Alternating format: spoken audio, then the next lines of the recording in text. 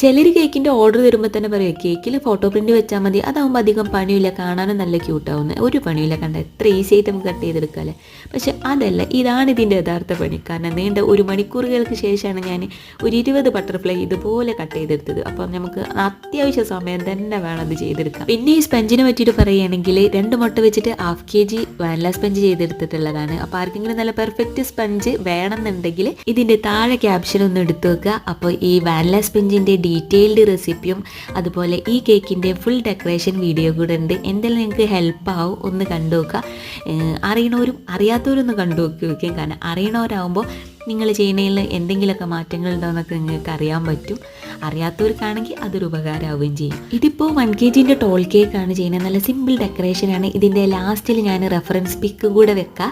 അപ്പോൾ അതുപോലെയൊക്കെ ആയോ ഇല്ലേ നിങ്ങളൊന്ന് മറക്കാതെ കമൻറ്റ് ചെയ്യണം. നിങ്ങൾക്ക് ഇഷ്ടമായിട്ടുണ്ടെങ്കിൽ കൂടെ ലൈക്കും കൂടെ ചെയ്ത് സബ്സ്ക്രൈബ് ചെയ്ത് സപ്പോർട്ട്